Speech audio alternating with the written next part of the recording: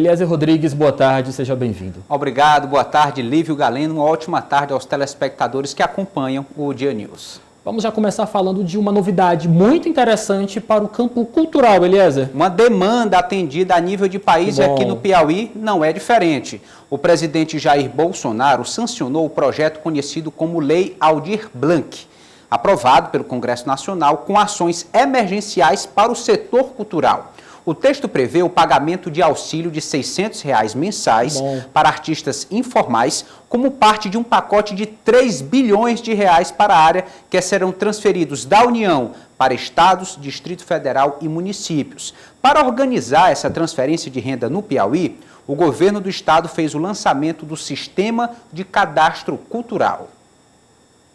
Temos aqui também conclamar, estimular, incentivar aqui a todos os artistas, todas as expressões culturais nos 224 municípios do Piauí, pedir aqui também o apoio de cada prefeito, prefeita, cada secretário, secretária de cultura ou área cultural dos municípios, as entidades de toda a sociedade, enfim, para que possamos ter o máximo de cadastros para que a gente tenha esse mapa, esse retrato fiel, atualizado sobre todas as expressões culturais, todos os líderes, todos os artistas, enfim, do estado do Piauí.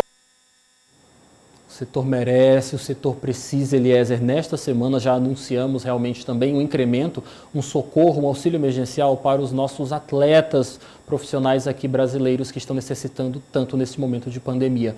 Muito boa essa notícia, realmente o setor cultural está em festa porque precisa muito. Um salto, mais do que um auxílio emergencial, ele permite um projeto a longo prazo. Por quê? Veja, muitos artistas talentosos, às vezes estão em localidades distantes, na zona rural de alguns municípios.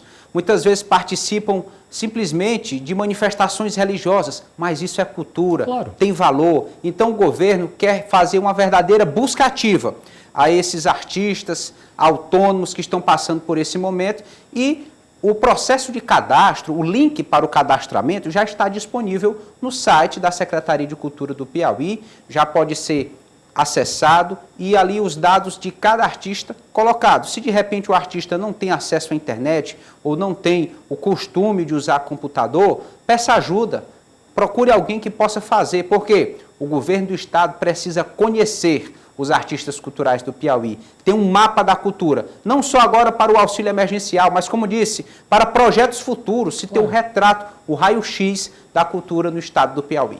Que bom, Eliezer. A gente continua falando, repercutindo notícias vindas do Palácio de Karnak, só que desta vez ligadas à saúde pública.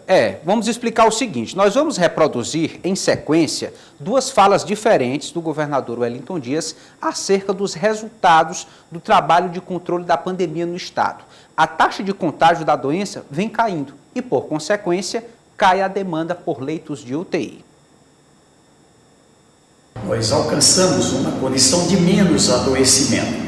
Com menos adoecimento, também tivemos um efeito positivo. A gente trabalhava na possibilidade de, a qualquer hora, chegar a 450, 500 leitos de UTI para poder não ter colapso. E vejam só, a gente chegou num patamar bastante elevado, mas agora, praticamente em todas as regiões, nós estamos tendo um fenômeno positivo. A redução de demanda por leito de UTI. Pela primeira vez, desde mais ou menos o mês de maio, nós estamos agora abaixo de 300 leitos de demanda de leito de UTI ocupada, e isso é um sinal de menos gravidade, sinal que programas como Busca Ativa, como tudo isso que você faz, tem ajudado. Mas uma pesquisa do amostragem com exames em todas as regiões de saúde do Piauí trazem duas boas notícias. A primeira delas é uma nova queda na transmissibilidade.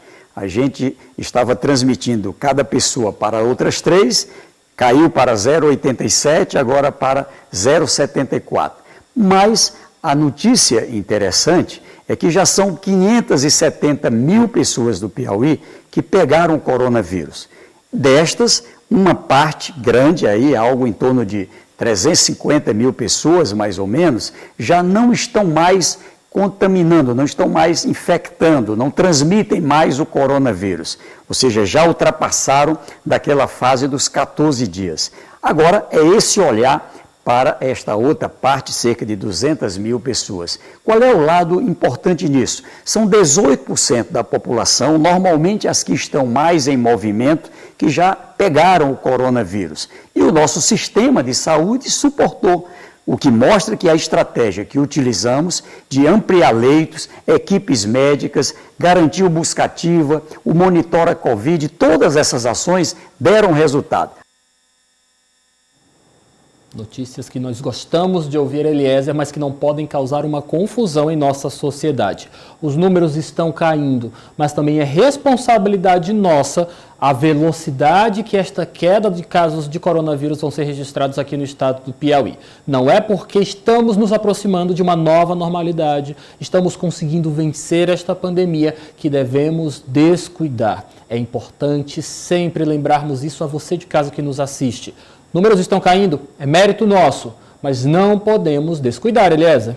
Verdade, a pandemia chegou de forma muito desafiadora para as autoridades públicas, para a população de uma forma geral. O momento agora é de se medir se as estratégias adotadas para suportar e controlar a pandemia de fato foram corretas. E na avaliação do governo do estado, o panorama é de êxito. Aquilo que foi feito no sentido de investimentos na área da saúde, a colaboração de cada um de nós como cidadão ali, evitando aglomerações, evitando sair de casa sem máscara, utilizando álcool em gel, tomando todas as precauções de higiene. Isso tem trazido um resultado positivo no controle da doença. E é para se comemorar também o percentual de pessoas consideradas imunizadas, pessoas que felizmente resistiram ao coronavírus e hoje têm anticorpos. Essas pessoas funcionam agora como barreiras. Se tem um segundo contato com o vírus, elas não transmitem mais, porque o seu próprio organismo já tem anticorpos para combater. E a tendência agora é declinar a curva da doença, essa é a nossa expectativa. E como você reforçou, Lívio, não é para se relaxar. O momento é de manter a segurança, é de manter a cultura da prevenção para assim sairmos o mais breve possível dessa crise do coronavírus. Aliás, é impressionante, a gente tem que realmente assumir, ninguém aguenta mais conviver com esta pandemia. Tem sido prejuízos para a nossa saúde física, saúde mental, ninguém aguenta mais. Isso é um fato. Mas é o que vem sendo falado, vem sendo alertado desde o início do trato com essa questão de saúde pública aqui no Brasil. Não é interessante nadarmos e morrermos antes de chegar na praia tão perto. Por isso, reforçamos. Fique em casa se puder, se for sair sempre de máscara, face shield, sempre utilizando álcool em gel quando não tiver água e sabão para higienizar as mãos. Fique em casa se puder, porque nós já conseguimos ver a praia, né, Eliezer? É verdade, não é momento de relaxar, de deixar para trás todo aquele esforço que já foi tomado até o momento. Verdade. Nós estamos mais próximos de ter uma vacina, nós acreditamos na ciência no sentido de um medicamento efetivo, comprovado que possa ser utilizado. Então, quanto mais perto das soluções definitivas, maior deve ser o nosso esforço, para garantir que o problema não aumente. Assembleia Legislativa do Estado do Piauí, tem novidades da LEP. Olha, o presidente da Assembleia Legislativa, o deputado Temístocles Filho, do MDB, informou que o setor médico da Assembleia testou 1.142 servidores para a Covid-19 e que deste total, 67 deram positivo e 10% já tinham anticorpos para a doença. O presidente lembrou que os servidores que deram positivo foram acompanhados e os resultados encaminhados para a Prefeitura de Teresina. Temístocles encerrou informando que as sessões presenciais retornam no dia 3 de agosto. Segundo o presidente, a ação do Poder Legislativo ajudou a Prefeitura Municipal de Teresina a testar mais pessoas e obter mais resultados efetivos no combate à pandemia. Importante apenas lembrar a vocês de casa que a Assembleia Legislativa, depois desse contexto de pandemia, teve suas atividades suspensas, realizou as sessões por meio de plataformas online, depois retomou presencialmente, mas por bem achou melhor suspender novamente as atividades, porque alguns deputados testaram positivo, outros deputados foram identificados com anticorpos. Então, por uma questão de segurança sanitária, a Assembleia decidiu suspender por enquanto, mas continua de forma online, como o Eliezer também informou. Vamos agora falar de eleições aqui no município de Teresina. Eleições 2020 se aproximam, Eliezer, e naturalmente as articulações políticas não param. Vamos falar do PP? Sim. Olha, o nome de Silvio Mendes para a composição como vice na chapa de Kleber Montezuma, do PSDB, apesar de bastante cotado, não se consagra como a única opção dos progressistas para a composição majoritária na capital. A líder do prefeito na Câmara, vereadora Graça Amorim, revela que outros nomes podem ser indicados para o pleito. Vamos ver. É uma probabilidade, mas não é uma imposição do nosso senador Ciro Nogueira, que é o presidente nacional do Progressista. Tem dito que o nosso partido tem essa preferência, obviamente, por parte do pré-candidato a prefeito de Teresina, professor Kleber Montezuma, mas essa escolha ainda não foi feita pelo partido e o nosso presidente nacional, o senador Ciro, está conversando com todos, mas também, se tiver um outro partido que venha somar ainda mais conosco, não será uma objeção para o progressista, porque nós já estamos aliados e vamos seguir juntos nessa pré-candidatura do professor Kleber. Meu nome segue à disposição do partido, eu sempre fui uma moça, uma mulher de partido, uma candidata de partido e sigo a orientação do partido. E claro que se for essa a escolha do nosso partido, porque temos outros, temos do vereador Aloysio, temos do Silvio, temos de outros partidários aí que podem ser disponibilizados e obviamente que o meu está também à disposição do progressista. Elias, eu gosto de relembrar muito as coisas que estão sendo tratadas nesse contexto de articulações políticas. Nós tínhamos, é claro, uma vontade dos partidos políticos de apresentarem o nome de Silvio Mendes para encabeçar uma chapa. Ele relutou e realmente confirmou de que não seria candidato a prefeito. Em um outro contexto, ele mesmo se ofereceu, no caso, quando se confirmava nos bastidores da política o nome de Kleber Montezuma como representante do Ninho Tucano na disputa pelo Palácio da Cidade, ele se ofereceu para ser vice na chapa de Kleber. Mas Silvio Mendes, em outros veículos de comunicação, fez duras críticas à reabertura, ao processo de reabertura, a como a Prefeitura Municipal de Teresina está lidando com a pandemia do novo coronavírus. O PP deseja que ele seja vice-candidato a vice-prefeito na chapa de Kleber Montezuma. Mas como bem assumiu Graça Amorim, não é, por assim dizer, uma certeza. Ela mesma tem o seu nome à disposição do partido para compor com Kleber Montezuma. Boa retrospectiva, Lívio Galeno. Nós estamos a menos de 4 meses da eleição municipal e essas definições até agora não foram apresentadas à população de Teresina. Não só o PSDB, mas outros partidos precisam apresentar alternativas como vice aí para fechar as composições majoritárias. Então, o nome de Silvio Mendes, bastante especulado e defendido, não representa ainda um consenso, não é martelo batido para a indicação do Progressistas. Você colocou, e isso é fato, que um evidente distanciamento foi percebido nos meios de comunicação através de pronunciamentos do ex-prefeito Silvio Mendes em relação à gestão do prefeito Firmino Filho. Então, se a crise do coronavírus é um assunto de peso no momento, quando se vê uma divergência ideológica ou administrativa a esse ponto, isso pode sim representar um distanciamento, uma separação no meio político.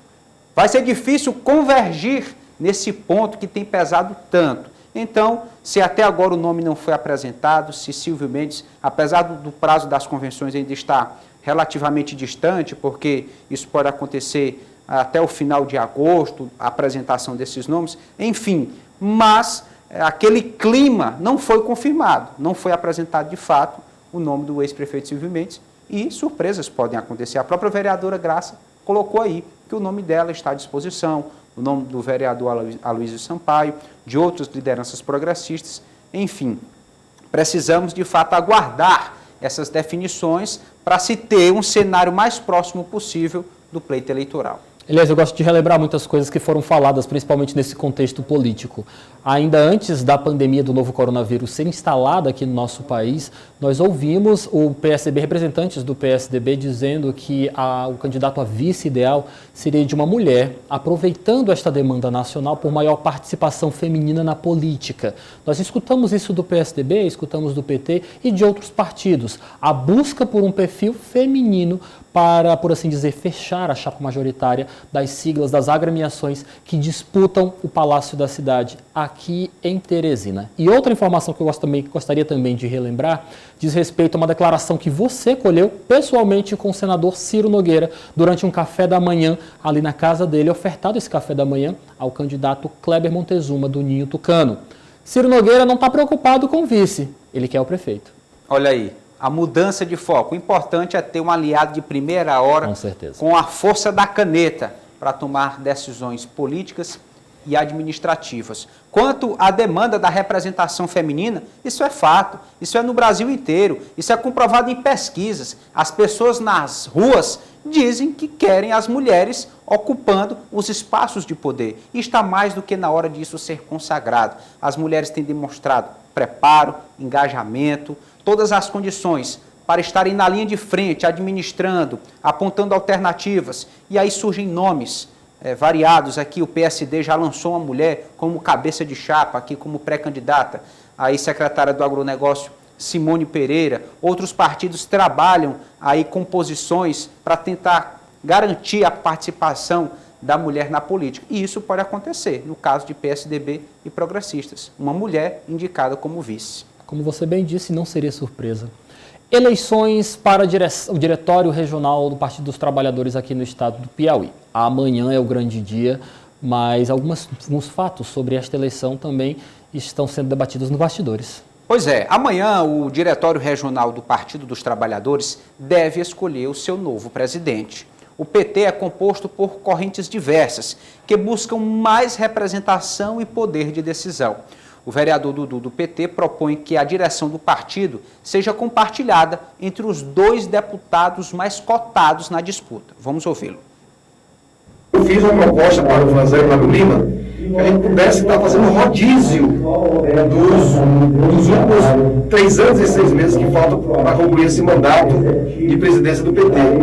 Porque assim a gente ia estar num consenso, oxigenando o PT, fazendo com que as forças, que são as correntes internas do partido, pudessem estar também participando da gestão da presidência e que a gente pudesse fazer ali uma homenagem no dia 24 ao nosso saudoso Assis, com esse consenso, e que a gente pudesse agora tocar o partido para o grande desafio que era a gente eleger no mínimo 60 prefeitos, aí umas 3, 4 centenas de vereadores aqui no Piauí, e estar preparado para os próximos embates de 22, e, enfim, o PT, como sempre, fortalecido. Então, o deputado Franzé colocou-se à disposição e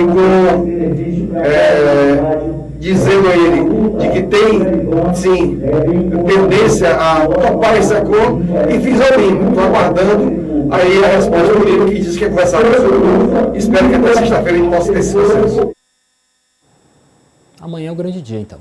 Verdade, o PT que tem essas 2 correntes preponderantes entre os seus militantes, a corrente Construindo o Novo Brasil, que tem como um dos seus integrantes o deputado Francisco Lima, e a corrente Resistência Socialista, que tem como um de seus membros o deputado estadual Franzé Silva. Lembramos que o deputado Assis Carvalho, e é exatamente a sucessão dele que está sendo discutida repentinamente pelo seu falecimento, ele era da ala ligada exatamente ao governador Wellington Dias e à vice-governadora Regina Souza. Então, projetos nesse sentido devem ser considerados, e a linha ela deve continuar com a sua força de representação pelos próximos meses, especialmente focando agora nas eleições municipais. Eliezer, vamos para Guadalupe do nosso estado do Piauí. Nós temos novidades lá ligadas ao coronavírus. Olha, a prefeita Neidinha Lima, do município de Guadalupe, testou positivo para coronavírus, mas tranquiliza a população e diz que passa bem. Estou assintomático, estou bem, estou em casa, isolamento. Peço a todos vocês oração, tanto por mim, como meus familiares, com todas as pessoas que estão positivadas hoje em Guadalupe. Nós precisamos de orações. Nossa Senhora de Guadalupe nos cubra com seu manto protetor, e nosso Senhor Jesus Cristo nos livre dessa doença, dessa pandemia. Conto com o apoio de todos vocês, com orações e com pensamentos positivos. É como você disse, o coronavírus entrou com gosto para a política, hein, Eliezer? É verdade. A prefeita Neidinha é pré-candidata à reeleição. Lembramos que é cunhada do deputado federal Júlio César e tia do deputado estadual Georgiano Neto. Ela é pré-candidata, conta com a sua estrutura lá para esse projeto de reeleição. A população local vai julgar se essa administração deve continuar ou não, mas o fato é que é nome confirmado na disputa. Já que você tocou no assunto, vamos só dar informações ao pessoal de casa sobre o estado de saúde de Júlio César e de Georgiano. Júlio César teve alta clínica, já está bem, já está em casa. E no caso nós temos também Georgiano Neto, que estava internado em UTI, se recuperando das manifestações sintomáticas da Covid-19, do coronavírus. Ele também teve alta da UTI e em breve deve ter alta e retornar ao estado do Piauí, lembrando que os dois foram para tratamento no estado de São Paulo. Eliezer, você conversou com o ex-governador do estado do Piauí, o Wilson Martins. Que assuntos tocaram? O presidente do PSB Piauí, ex-governador Wilson Martins, projeta uma série de dificuldades econômicas e sociais pós-pandemia, mas acredita também em um legado positivo nas relações humanas. O Wilson Martins defende mais investimentos na área da educação, ciência e tecnologia. Vamos acompanhar. Prepararam uma eleição, sobretudo numa pré-campanha que é bem maior, né? E com prazos, né? Nós passamos aí por prazos de filiação partidária que já se encerraram em 4 de abril, em pleno isolamento social, né? As reuniões com a Executiva Nacional nós fazemos também virtualmente, e evidentemente que a gente está se acostumando a essa nova metodologia, mas é diferente, né? É diferente daquilo que a gente já vinha fazendo ao longo dos anos, né? Nós vamos usar muito nesta campanha a mídia, né? As redes sociais. Ela vai ser uma campanha muito mais curta do que as outras, né? Nós vamos ter um mês e 15 dias de campanha eleitoral, mas a pré-campanha vai ser mínima, né? Nós não vamos ter aquela pré-campanha que normalmente os partidos políticos usam para fixar o nome dos seus candidatos, né? Acho que leva vantagem aí os candidatos que já têm nomes fixos, né? Que têm sido prestados, que a população já conhece, né? E fica em desvantagens aqueles que estavam querendo usar a pré-campanha, inclusive os que são candidatos apoiados pelos governos, né? Para quem está no poder, eles pedem espaço, evidentemente, para a oposição neste sentido, daqueles que já têm nomes sólidos colocados aí, e que a mídia já divulga isso ao longo de todo o ano de 2019 e início do ano de 2020. Bom, agora, doutor Wilson, qual a expectativa para o cenário pós-pandemia? Como é que o Brasil, Piauí especialmente, deve reagir a uma crise tão grande, desemprego, problemas sociais, problemas na área da saúde evidenciados desde agora? Como é o cenário que o senhor enxerga pós-pandemia? Eu acho que tem aquilo que é negativo, né, que é você perder vidas, né, e qualquer que seja o número das pessoas que a gente vai perder, a gente perde amigos, familiares, né, pessoas que todos nós sentiremos falta, né. Então isso é lamentável, isso é preocupante.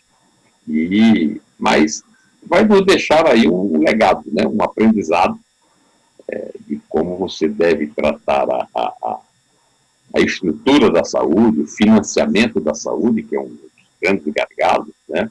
Uma discussão que precisa ser enfrentada pelo Congresso Nacional, pelos governos em todos os níveis. Nós temos aí um sistema único de saúde que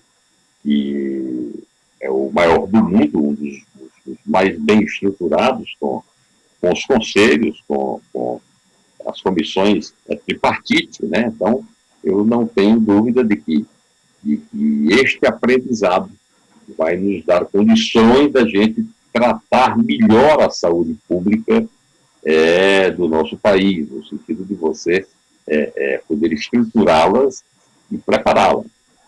Doutor Wilson, e no aspecto econômico e social, o que o governo, seja federal, estadual, municipal, poderia fazer para resistir à crise e dar uma assistência maior aos mais vulneráveis?